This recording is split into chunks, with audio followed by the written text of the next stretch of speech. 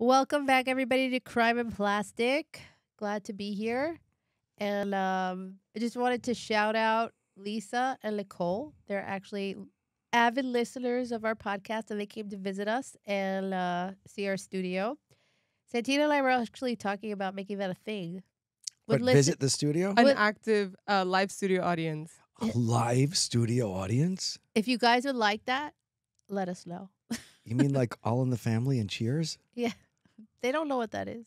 Oh, those are old shows. Home Improvement had a live studio audience. No, but they would always say, this show is filmed before a live studio audience. They'd always say that at the end. Are there any shows that are filmed in front of a live studio audience now? Friends was also. Friends. I was gonna say Friends. No, was. but they don't say it Full like they used House, to. They used to say it. And, Yeah, and Friends, they would say it. They Yeah. would say? Because I don't think most shows are filmed in a studio anymore. Like Right. No. They're Oh. the good old days. Well, all laughter on this show is all real and not soundtrack. Yeah. So if you guys want to be See, like that one. if you guys want to be part of our live studio audience, go to our website crimeandplastic.com and send us a message and let us know. All right. All right. Doctor, do you have a story for us today? Yes. And before you give the story, did you Google it before or right now? Like 2 minutes ago. Progress. So sadly, there is plastic surgery news of the world this week. And this comes from the Star Telegram. Where is that? Dallas, Fort Worth. Mom dies after spa IV treatment, and doctor's license is temporarily suspended. What kind of IV treatment? It doesn't say. It says months after a mother of four died following her IV treatment at a Texas med spa, a doctor's license has been temporarily suspended because his continuation of the practice of medicine poses a continuing threat to the public welfare, according to the Board of Medicine. His name is Dr. Michael Patrick Gallagher. It's always a Dr. Michaels. It's not always a Michael. The Frisco anesthesiologist did not actually perform the treatment that killed that tragedy. So how would someone die from an IV? Give us a. But he was the medical director. Got And it. it turns out the owner of the med spa, who has no medical license, actually gave the IV without medical supervision. She was found unconscious soon after the treatment and taken to the hospital. And yeah. Mm-hmm. So again, explain how that could happen. What are the possibilities? So a number of it doesn't say specifically what happened here, but If you had to guess. if I had to guess, I would say she had an anaphylactic reaction, and the med spa was not prepared to handle it. Just like you can die of a peanut allergy, you could have an allergy to anything. So she probably had an anaphylactic reaction. The med spa didn't know what to do, maybe didn't call 911 in time. That seems the most likely thing. Unless they were giving her something in her IV, like fentanyl or something along those lines. But I doubt it. I think that she probably had an allergic reaction. Sad. It's sad. Can you own a med spa without being a medical professional? You can own it, yeah. Depends on the state, I think, also. Oh, yeah? I know in this state you can. Yeah. Yeah. Of But course. but you still need a medical director. You need a medical director. And you definitely need some kind of protocol in place. Because anytime, look, no medical treatment has zero risk, right? Mm-hmm. Like no medical treatment. And Yeah. people even have anaphylactic reactions at the dentist. Mm-hmm. You put in the IV. So should they have an Injection. EpiPen? They should have an EpiPen. They should have a plan in place. Mm-hmm. And like we learned from last week's episode, always call 911. Yeah. When in doubt, call 911. Got it. So that's the news of the world of plastic surgery. And do you have a story today for us, Santino? Yes, I do. Yay. And I am so excited to tell this story because I feel like it's the first time I was able to take a lot of information and succinctly put it together. Usually I have like fucking 10, 12 pages. I'm all over the place. But here I got a beautiful little 4-pager script. Nice. And I'm sticking to it. Okay. I'm ready. Okay, so like I said, I'm really excited to tell the story. The story has been replicated many times, notably by Johnny Depp has been a part of... Did you ever see Black Mass? No. No. Okay, have you ever seen The Departed? Yes. Yes. Okay, you remember Jack Nicholson's character in The Yeah. Departed? Yes. Yeah. That's who they based... who I'm telling the story about today is who they based that character off of. Oh, nice. Is that the mobster that disappeared? So Okay. this is a super famous story. This is the story of James Joseph Whitey Bulger Yes. Jr. Dun, dun, dun. Mm. He was born on September 3rd, 1929, a Virgo, in Dorchester, Massachusetts. If I'm fucking up anything, any of these northeastern towns' names, please don't come for me. People in the Northeast are really, especially like Boston, stuff like that. Worcester. They're Worcester mash. super specific about like the pronunciation of Is things. it La Dorchester? Is it? Dorchester? No, but No, I'm just saying I know Worcester mash. Worcester. I know Worcester is weird. but I Like, feel Is it like not spelled- Dorchester? Is it Dorchester? Dorchester? I don't know. I'm gonna mention a lot of like people from South Boston and shit like that. So that's what I'm prefacing. Okay. Southeast. The Southeast. Okay. He was one of 6 children. His parents were Catholic Irish Americans, and his father worked as a longshoreman. And his father actually got into an accident and lost his arm, so the family had to move into the South Boston public housing project. Oh wow. Ooh, that's sad. Mhm. So while they did grow up poor, So he's born at the height of the Depression, and then his dad loses his arm. yes. And while they did grow up poor, James, which we're gonna call him Whitey, that's like the Whitey Bulger. yeah, they called him Whitey Bulger because I don't know, he had super white complexion, whatever. His brothers actually excelled in school, and if you're familiar with Massachusetts politics, his brother grew up to become William Michael Bulger, the president of the Massachusetts Senate. And actually the longest, he held the longest presidency there. It was 18 years, and he later became the president of the University of Massachusetts. Wow. Right. So like one brother like turned to this like life of crime, and the other one turned to Academic. crime. Both legends. Both criminal. You're in the only thing that separates like politics and It's a white-collar fine crime. line between politics and mobsterism. Well, don't they usually like to have somebody in politics so Yes. they could cover up their stuff? yeah, It's it like actually a- it did like come a- to his do. benefit. It's It's like later. a family. It's like a family plan. You're the straight one. You're the criminal one, but they help each other. Yeah. You ever see Johnny Dangerously? That movie? Yeah. Yeah. Remember that one brother was the Yeah. mobster, the other brother was the Yeah. DA? Mm-hmm. Okay, so Whitey, on the other hand, he was a troublemaker. He was first arrested. You think? He was first arrested at the young age of 14 for stealing, and that would obviously not be the end of his criminal career. Also, in his youth, he was arrested for larceny, forgery, assault, battery, armed robbery, and he ended up serving 5 years in a juvenile reformatory. Didn't stick, huh? No, when he got out, he ended up joining the Air Force, but soon after joining, he served time in military jail for assault. Oh no. And then when he got out of the military jail, he went AWOL. So in 1952, he received an honorable discharge. Dishonorable. Sorry, dishonorable. Yeah, hello. I was like, damn, the He army's received- nice. Salute. You've been in jail? Come join our army. You've been We'll AWOL? put you back. Honor. No, it's a dishonorably discharged. That makes sense. Okay, whatever. So, so She this- thinks all army is dishonorable anyway. you can keep that in. That's the truth. Okay. No, it's not. That's I the have never met anybody who is dishonorably discharged. Have you? No. I'm sure they're not going around telling you. I know, but still, you figure I'd like hear or like a rumor. You ever watch A Few Good Men? Yeah. He was dishonorably discharged, and he didn't even. All he did was follow orders. Yeah, but you're supposed to fight for people who can't fight for themselves. They were supposed to fight for Willie. Whatever. So by this time he's 23 and he has like this fucking wild ass rap sheet. And once he leaves the military, what do you think he's gonna do? Go on the straight and narrow? No. He continues don't this know. life of crime. So he moves back to Boston and he moved on to like bank robbery. He ended up pulling off a string of robberies from Rhode Island to Indiana. Wow. And by June of 1956, he was sentenced to 25 years in federal prison and ended up serving only 9 of those years.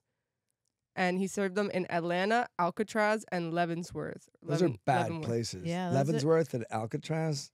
Yeah, Actually, he was moved from Atlanta to Alcatraz because they found that he had plans to escape in Atlanta. damn. And while he was in the federal prison, he volunteered for experiments in which the CIA dosed prisoners with the hallucinatory drug of LSD and other drugs Wow. for lesser sentences. So that's how he went from 25 to 9. What were they experimenting for? LSD. No, for what you like the The CIA. Yeah, was- interrogation and Wasn't that One Flew Over the Cuckoo's Nest was kind of about that? I don't remember. But I do know that the CIA did early work in the government, the Department of Defense So did to work use in LSD for interrogations, like to for just interrogation. Does it make soldiers less aggressive, more aggressive? Yeah, I think they just look to see like the side effects. They tried all kinds of crazy shit in the Cold War, like spraying gases that might make people more passive.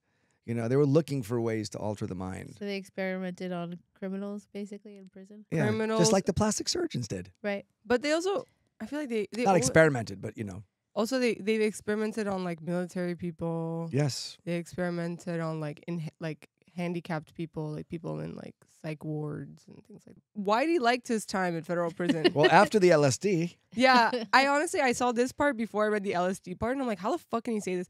He said about his time in Alcatraz, if I could choose my epitaph on my tombstone, it would be, I'd rather be in Alcatraz. I think he's a minority opinion there. Yeah.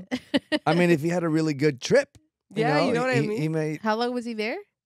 Well, it just said in total, he served 9 of those 9 years for those federal charges, but they don't say how long he was specifically in Alcatraz. Now, were they violent crimes? Did anybody die, or just rob the banks, took the money? No, I don't think anyone died at that. No, Okay. no one died at that point. Okay.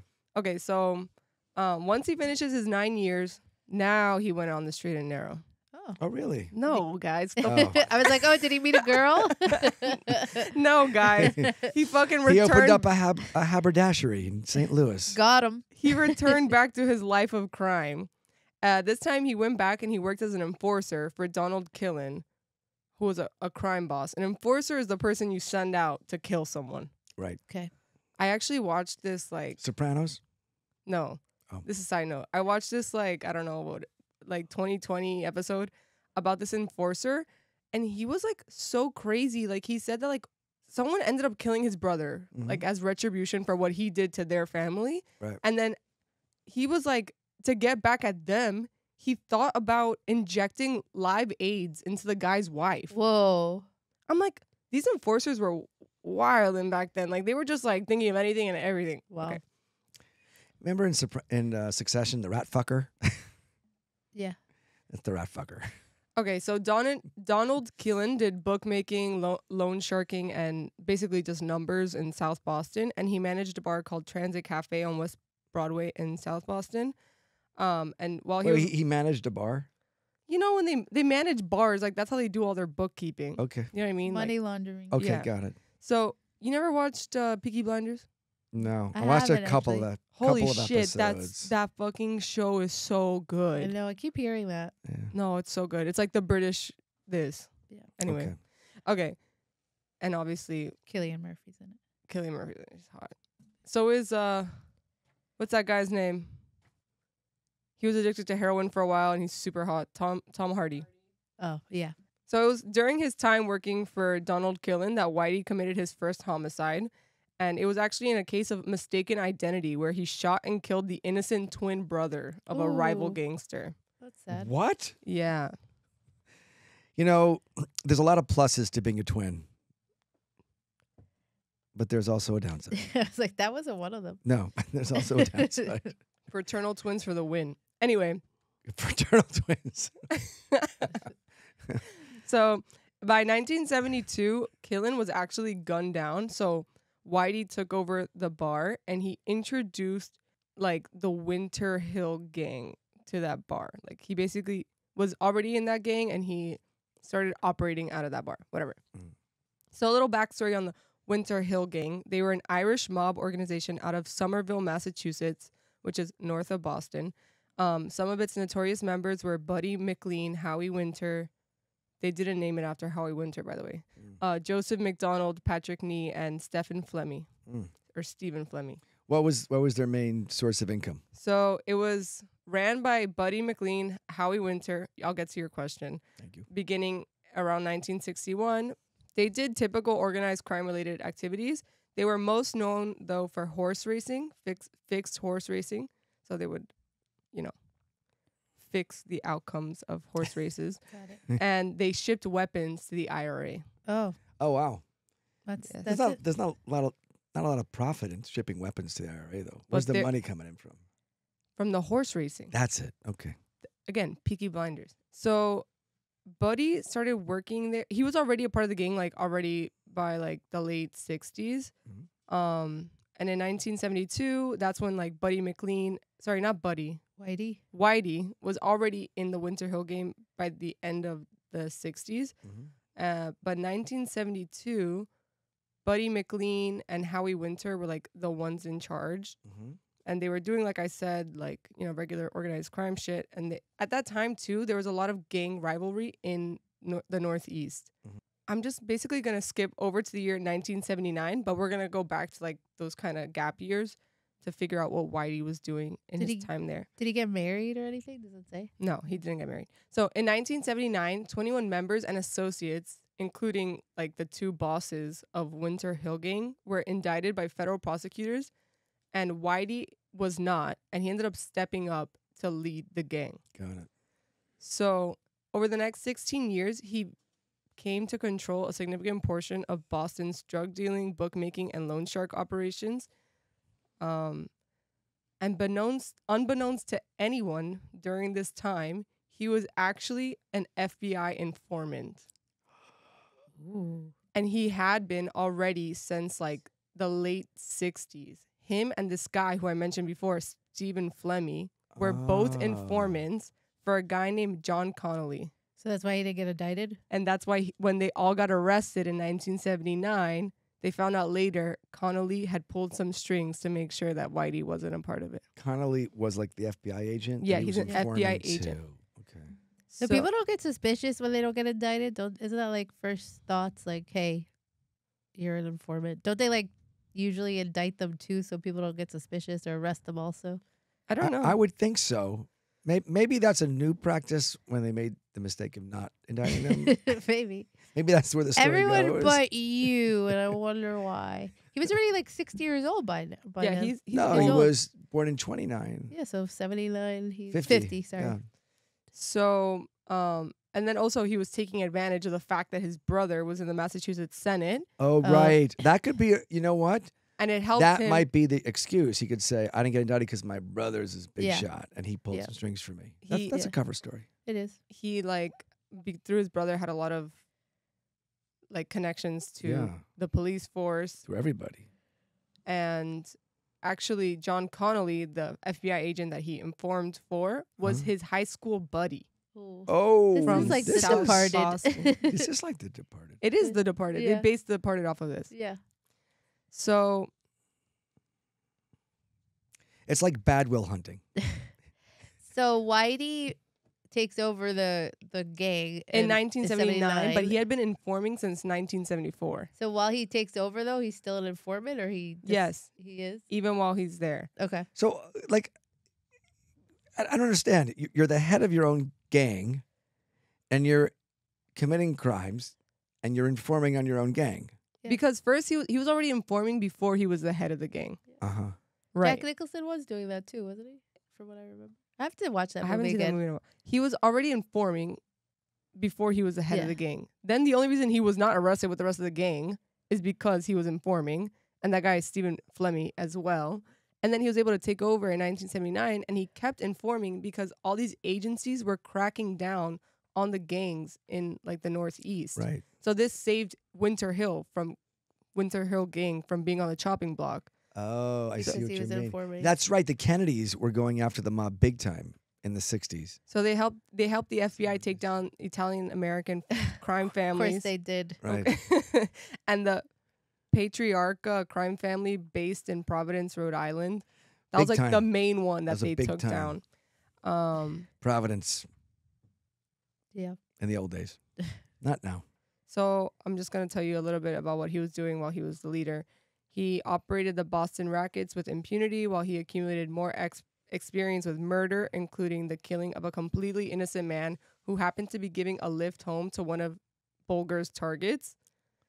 In that murder, Bulger was wearing a hat and a long-haired wig when he shot at the car. In the 1980s, Bulger started shaking down narcotics distributors and supplying weapons again to the IRA, which was fighting the British government in Northern Ireland. According to biographers, Bulger kept a sort of code around his involvement in narcotics. he would refuse to allow heroin to come into the south of Boston Mm. because he didn't want it to like affect his community. Mm. He's a good guy. What a good Yeah. guy. In 1991, he muscled himself into a share of a $14 million winning lottery ticket Oh. because the legal lottery ticket was bought at a store he controlled. Oh. So they like shook down the guy. And so he's doing all of this and getting away with it because he's protected by John Connolly, his Well, what's friend at the FBI. easier, winning the lottery or shaking down the guy that won the lottery? Definitely the latter. Yeah. I thought that was smart. Yeah. I mean, if you're a shakedown kind of guy, Yeah, it's, you know, it'd be hard for me to do.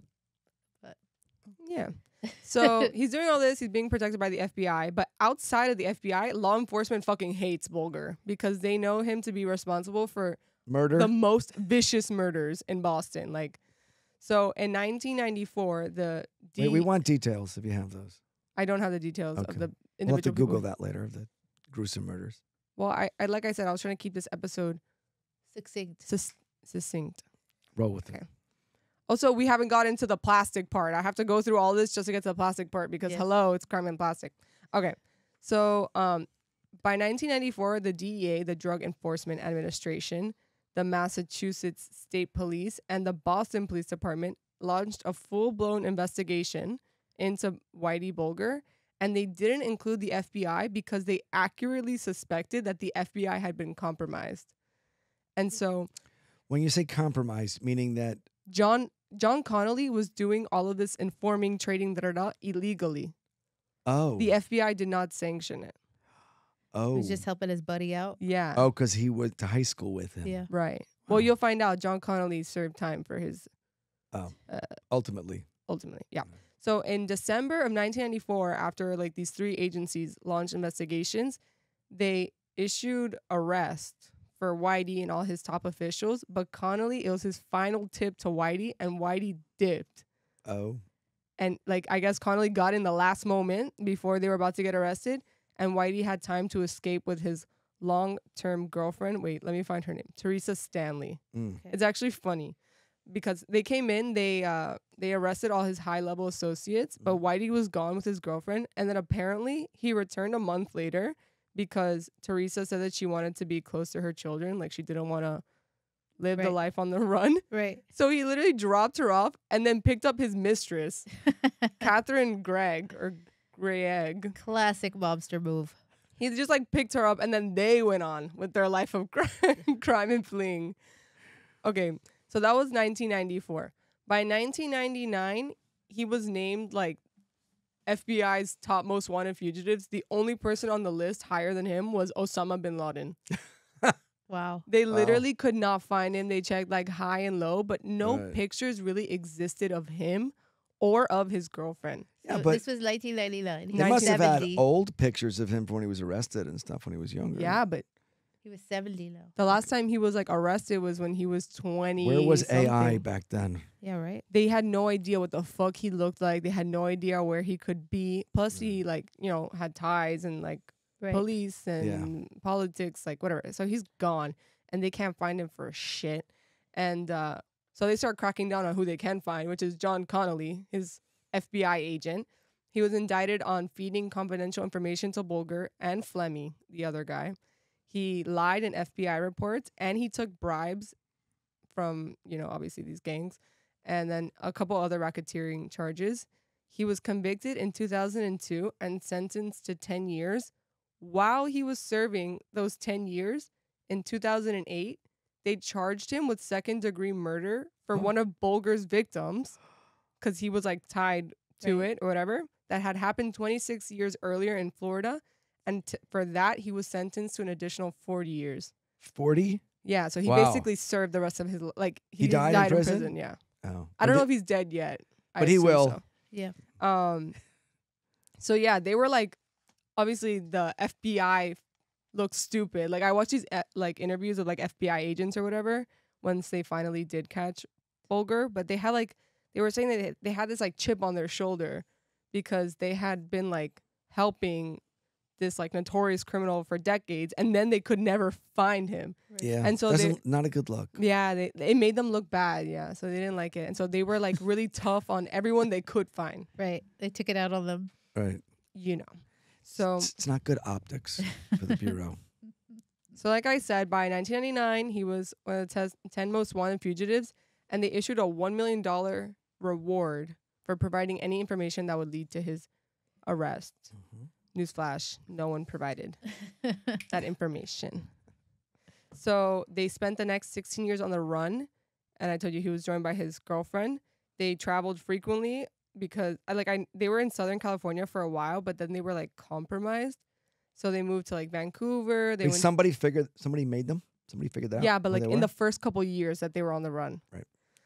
Someone made them, so they left. And then they moved to Vancouver. They lived in British Columbia and even London, which is crazy. What was the name that he traveled with? It wasn't Whitey Bulger.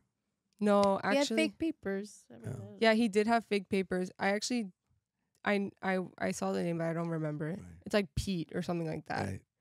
Anyway, so ultimately, Did he just like turn the R into a B at the end of his name or something? I don't know. He had money, I'm sure, to get good fake stuff. So for years and years, the FBI is like, how the fuck are we going to catch them? We're never going to find Bulger.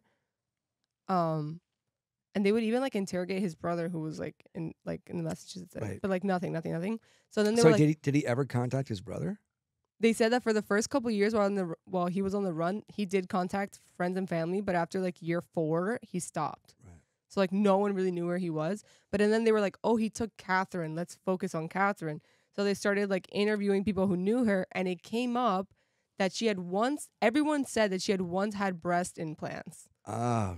And so like as like a last ditch effort, they actually went to like all the plastic surgeons in Boston, and they like told them like, do you look for Catherine Gregg? Right. Look for files on Catherine Gregg.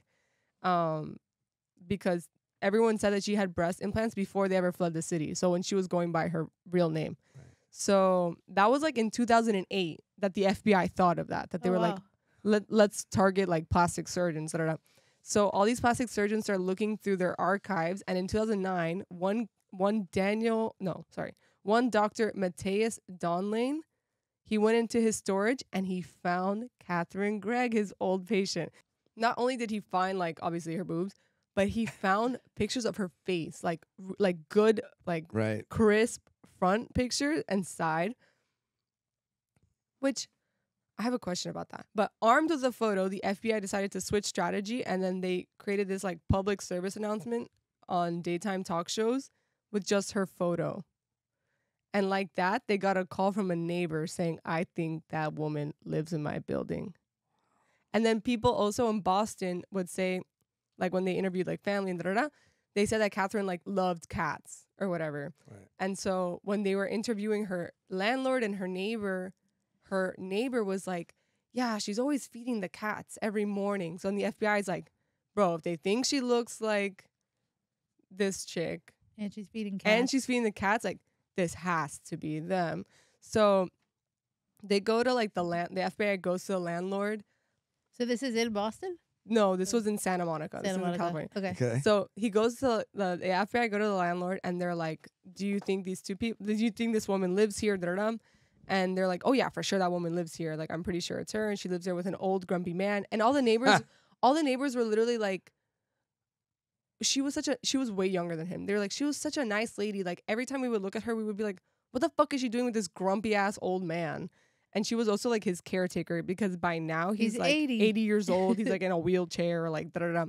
So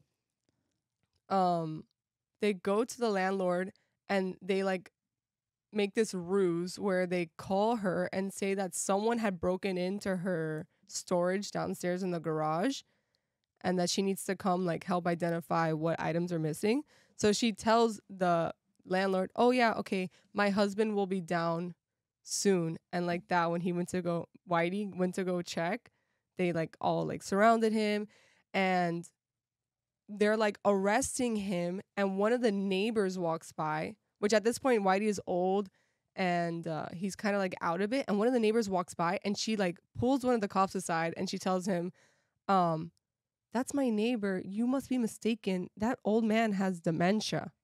So the FBI agent is like, oh, because when they were coming in on him, they're like, "Are you Whitey Bulger?" And he said yes. So the FBI agent's like, "Oh my fucking God, I'm literally arresting an old man who thinks he's Whitey Bulger. Like, this is Right. not okay. Like, this is not gonna go down cool. Like, Right. da da da." So and then they're like, "Are you?" He's like, "Oh fuck." So I don't know what they did. I can't remember what he did, but I think he like kept asking him like, "Are you sure you're Whitey Bulger?" He's like, "Who the fuck else would I be?" Or some shit like that. And then Whitey Bulger apparently told the FBI that he's like, I gave up a while ago because if I were still in that criminal mindset, which I was probably up until 8 years ago, I would have known that you calling me down was some shit. He's like, I would have caught wind and I would have left. Yeah. He was what's it called? Rusty. Yeah. And he said that like Whitey said that he never wanted to be caught. Like he lived every single day like just never wanting to be caught, so much so that he had a plan that if he ever felt like he was dying, he was actually gonna go to like these mines and like walk down the mine and die there. And like his body would rot there and no one would ever find him. And like that, the FBI would never be able to say that they caught Whitey Bulger. Right. But they caught him when he But was they 80 years old. caught him. Got him. Inside his apartment, law enforcement found 30 guns, more than $822,000 in cash, Wow. knives, ammunition, and it was all inside of the walls. Also, they asked him like he had some like stuff from like the Dollar Tree, and they're like, "Bro, you're like one of the richest people ever. Like, why are you shopping at the Dollar Tree?" And he's like, "I have a fixed amount of money for the rest of my life. How the fuck else am I gonna live off the Dollar Tree?" Wise, frugal. Yeah. Good. Well, he grew up poor, so. Yeah.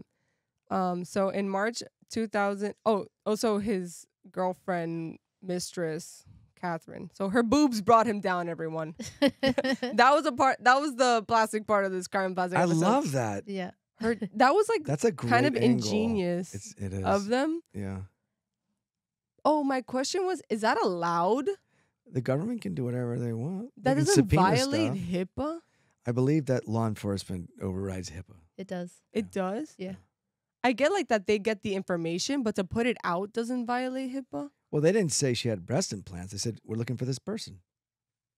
That's true, I guess. Yeah. They didn't violate her medical history. Yeah. I guess that's true. We've had records subpoenaed by law enforcement. I guess that is true. Okay. Anyway. Well, that was a fantastic Wait, I haven't story. finished. What? If you tell me he got plastic surgery in prison when he was 80. No. No. So Is he alive still? is he or she? He. No, I'm going to tell you what happened. Oh. So Catherine was captured in 2012. She pleaded guilty to conspiracy to harbor a fugitive and conspiracy to commit identity fraud. And she was sentenced to 8 years in prison. Okay. So she's out right now, if she's not dead. Right. And then he was arraigned on July 6th of 2011 on 48 federal charges, including 19 charges of murder. And he was sentenced to life in prison plus 5 years, which I feel like is petty. Yeah. Once you're dead, we're going to dig up your body and make Or the when body they- stay served in prison Or when 5 they more say you have years. like 48 life imprisonment sentences. I'm like, what? And it's like consecutive Yeah. too. Okay. Okay, So so wait, wait, there's you more. never know. Maybe this guy's immortal. They want to make sure that they got him. So after his conviction, he served time in several federal prisons, with the longest stretch in Coleman, Florida. Well, he likes prison, doesn't he? Yeah, Alcatraz. Just like Alcatraz, but probably he associates it with the LSD. On October 30th, this is in 2018, so by now he's 89 years old. He was using a wheelchair because of a hip injury. He was transferred to a federal prison in West Virginia, and just hours after he arrived in Hazleton Federal Prison, inmates beat him to death using a padlock stuffed inside of a sock. And then it also appeared that his eyes had been gouged out Why? He's a rat. because he's a rat. So one of his assailants was Fotios Freddy Gies, who was a mob hitman from the Springfield, Massachusetts area. He was serving a life sentence for killing a member of the Genovese crime family, and this guy, Freddy, was known to despise rats and others who cooperated with law enforcement. So that's presumably why he killed. Plus, it was Italian mobs that he was ratting on, right? Yeah. Got all so the Italians got the Irish. No, but this guy killed. I wouldn't be This surprised. guy killed someone in the Genovese crime Yeah. family. Oh, okay. I wouldn't be surprised if they had been looking for him, the mob. With I'm sure the FBI. mob sent out that hit. Yeah. Like, I'm sure, Yeah. like, this guy probably, he hated rats, but they probably, like, He's the asked enforcer. him. Yeah, I'm Yeah. sure. So, But did he himself have any plastic surgery to no, hide his he didn't. looks? He didn't. He just changed his name and moved to Santa Monica? Yeah. That's all you got to do? Well, he went to a bunch of places. Also, remember the time where he fled? Like, what fucking, like, that was a lawless time. Like, how are they going to track 1998? 1994? They didn't even have fucking DNA testing for real until like 1999. What were they going to get him on? He was old already. All his I mean, crimes were done in a time where like documents were kept in someone's fucking Manila folder. I guess he. I guess he was. I guess he was on the That's straight and true. narrow too. I guess he didn't commit crimes during that He time. didn't punch anybody? No, he said he said that like in those 16 years he was on the run, he did not commit one crime. He was Wow. like on the straight and narrow. Finally, Finally, that's how you get him. Just get them on the run. yeah. He said he lived every single day like always on high alert, never committing any crimes because he never wanted to get caught. That's why Right. he was grumpy. Yeah. Well, Oh, that wait. was a good story. Thank you. Wait, let me just tell you about Oh, there's more? the victims' family members. Hello. Which victims? Family members? Bulger's victims. So they said when the news broke that Bulger had died, which it was like a big headline because obviously whatever. Some of the family members of his murder victims, they celebrated. One Patricia Donahue said, "All I really wanted to do was get that champagne bottle and pop that cork," because her husband Michael was killed in 1982 in a shooting linked to Bulger. Oh wow. And then she said, "It's been a long time waiting. Now my family can relax a bit. Now that we don't have to worry about hearing his name all the time." Oh wow. For 36 years. There. Yeah. But yeah, that is the story of James. Fuck, I don't even know his first name. James Joseph Whitey Bulger Jr. How white was he? A Virgo. You see pictures of him? Yeah, he was pretty white. Like, how white do you have to be called Whitey? He was pretty white.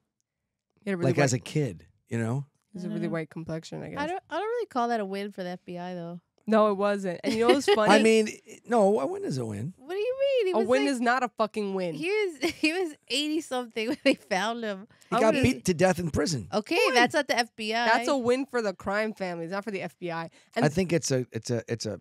I don't know. The FBI gets an assist. I'm unimpressed. the FBI, it was funny that one of the agents, it was like a 2020 episode that I was watching too, that they were interviewing the agents who arrested him, that the main guy was like telling his associates like, "Oh, we just got these pictures of Whitey Bulger and his girlfriend Catherine," and they were like, "Who the fuck is that?" Yeah. Meanwhile, Whitey Bulger's like top 10 most wanted on the FBI list, and the new people don't even know who the fuck he is Yeah. because they're on the West Coast, Wait a minute. and they're like, "Who are?" Wait a minute. Did the plastic surgeon get the $1 million reward for information? they Oh, get to I them? don't know. Maybe. I don't. How long do those rewards last? Are they It should indefinite? be. I think they should be indefinite. Well, he definitely cracked the case. He Yeah. did. Plastic surgery cracked the case. Wow. Hero. Plastic surgery for the win. I don't know. I kind of was like hoping that Whitey got off.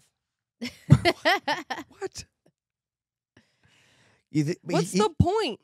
He killed innocent people, and it wasn't just Yeah, like yeah, killing yeah. other mobsters. I agree. He Yeah. That was fucked- accidentally killed other people. That No, was he was fucked not a up. good guy. No. Yeah. Well, thank you for that. But he was on the street. Like, you know, people. He was you put people. rehabilitated. That's what I was gonna say. Like, you put people in prison because you don't want them to do like more like bad, right? Yeah. Like, he would not have done more bad.